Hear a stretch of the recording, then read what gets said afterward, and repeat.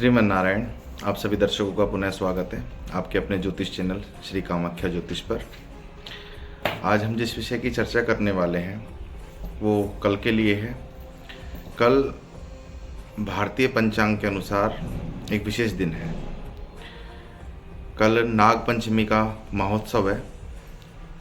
जो भी प्रकृति प्रेमी हैं वो मूल रूप से नाग पंचमी मनाते हैं, और जो भी भगवान शंकर की आराधना करते हैं वो भी नाग पंचमी का पर्व खूब प्रसन्नतापूर्वक मनाते हैं।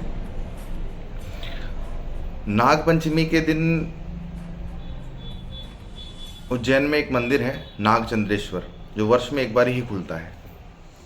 उनके भी कपाट आज रात को 12 बजे खुल जाएंगे और कल रात्रि 12 बजे तक रहेंगे। लंबी कतारें लगती हैं दर्शन के लिए भगवान नागचंद्रेश्वर के लिए। तो आइए चर्चा की तरफ चलते हैं। जिन भी जातकों की कुंडली में राहु लग्न में विराजमान हो, द्वितीय स्थान में विराजमान हो, चतुर्थ में हो, पंचम में हो, सप्तम में हो, अष्टम में हो अथवा द्वादश भाव में हो, इन भावों में बैठकर राहु आपको पीड़ा प्रदान कर रहा हो, आपको कलेश, मानसिक तनाव, धन हानि, धोखा, क्योंकि राहु का मूल स्वभाव है धोखा देना, है ना। इस प्रकार की पीड़ा से आप परेशान हो, साथ में राहु की महादशा से भी आप अगर गुजर रहे हो और राहु की महादशा में विशेष रूप से आपको आर्थिक हानि हुई हो, साथ ही साथ में राहु गुरु के साथ युति बना के बैठे हों, गुरु चांडाल योग में हो, राहु शनि के साथ बैठे हों, पिशाच योग में हो, या राहु केतु के साथ विराजमान होकर शापित योग बना रहे हों, क्षमा कीजिएगा, केतु के साथ शनि विराजमान होकर शापित योग बना रहे हों। तो अगर आपकी जन्म कुंडली में इस प्रकार की समस्या है और आप डिप्रेशन, मानसिक तनाव, आर्थिक हानि, आपके साथ आपके परिवारजनों के संबंध ठीक ना होना अथवा धोखे का बारंबार शिकार होना, जैसे किसी ने आपसे विनय भाव से धन ले लिया और वो आपका धन भी नहीं लौटा रहा है, या आपको ने किसी कारोबार में साझेदारी के साथ धन लगाया और उसमें भी आपके साथ धोखा हो गया, तो इस प्रकार के जो छल कपट वाले कार्य होते हैं ये राहु के द्वारा किए जाते हैं। ज्योतिष शास्त्र में एक बहुत अच्छी बात कही गई है। राहु जो है वो तृतीय, षष्ठ और एकादश का बहुत अच्छा होता है, किंतु दशम स्थान का राहु भी, उसकी भी भूरी भूरी प्रशंसा की गई है। कहते हैं कि राहु 10 में और दुनिया वश में। जिसके राहु 10वें स्थान में विराजमान हो वो बहुत अच्छा राजनीतिज्ञ होता है और बहुत अच्छा वो जिस भी कर्म क्षेत्र में होता है उसमें वो 4 चांद लगाता है।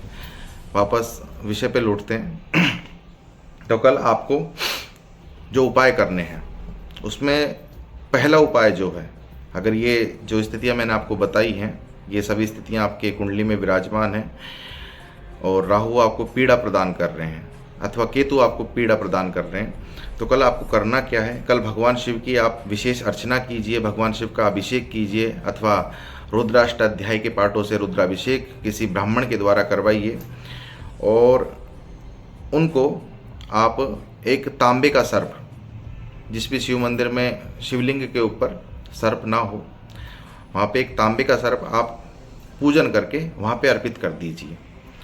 अच्छा, राहु की दशा जब चल रही होती है तो लोगों को एक विशेष परेशानी ये रहती है कि उनको रात्रि में निंद्रा नहीं आती है, उनको रात में नींद नहीं आती है, और अगर नींद आती है तो उनको बुरे बुरे स्वप्न इत्यादि भी आते हैं। तो उस समस्या का निराकरण भी अगर आप एक तांबे का सर्प शिवलिंग पे अर्पित कर देंगे कल पूजन करके तो उससे हो जाएगा। दूसरा, जब राहु पंचम में होता है तो सर्प दोष बनता है, यानी सर्प शाप। ये आपने पूर्व जन्म में या किसी सर्प की हत्या की हो तो उससे आपके क्या है, संतान उत्पन्न होने में बहुत परेशानियां आती हैं। आप भांति भांति की दवाइयां उपचार ले चुके हैं, IVF वगैरह भी करवा चुके हैं, फिर भी आपको संतान सुख की प्राप्ति नहीं हो रही है। तो जिनको भी संतान सुख की प्राप्ति नहीं हो रही है राहु के दोष के कारण, वो शिवलिंग पर नाग अर्पित करें और नवनाग स्तोत्र का पाठ करें अथवा किसी ब्राह्मण से अनुष्ठान पूर्वक संकल्प लेकर नवनाग स्तोत्र का पाठ करवावें अथवा आप खुद से भी कर सकते हैं। साथ में नागों की अधिष्ठात्री देवी भगवती मनसा को कहा गया है।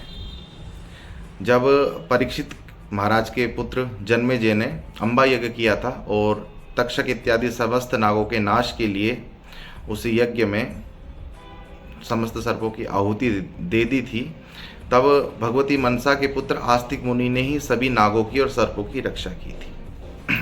तो सर्पों के अधिष्ठात्री के रूप में शिवपुत्री भगवती मनसा प्रसिद्ध है और कल उनके निमित्त भी आप उनका पूजन अर्चन कर सकते हैं और मनसा स्तोत्र का भी आप पाठ कर सकते हैं।